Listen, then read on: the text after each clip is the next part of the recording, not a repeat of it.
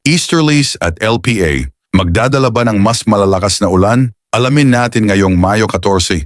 Isolated rain showers at thunderstorms pa rin ang posibleng maranasan sa malaking bahagi ng bansa ngayong araw. As of 3:00 ng madaling araw kanina, mamataan ang low pressure area o dating si Kaloy sa layong 685 kilometro silangan ng Virac, Catanduanes. Bagamat wala pa itong direktang malaking epekto sa bansa sa ngayon, patuloy itong binabantayan ng mga weather authorities lalo na dahil maaari pa rin nitong mapalakas ang mga pag-ulan sa mga susunod na araw.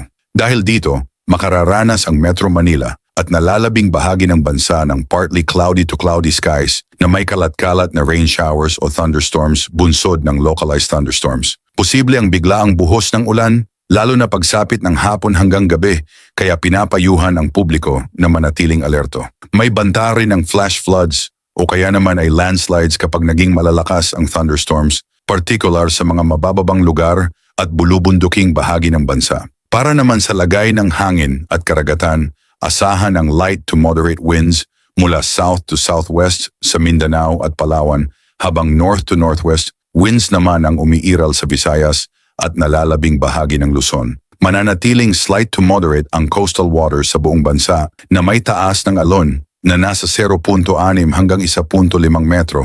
Kaya generally ay ligtas pa rin pumalaot ang maliliit na sasakyang pandagat, pero pinapayuhan pa rin ang mga mangingisda at biyahero na mag-ingat lalo na kapag may thunderstorm activity. Laging magdala ng payong at magbaon ng tubig tuwing may lakad. Like and subscribe for more updates.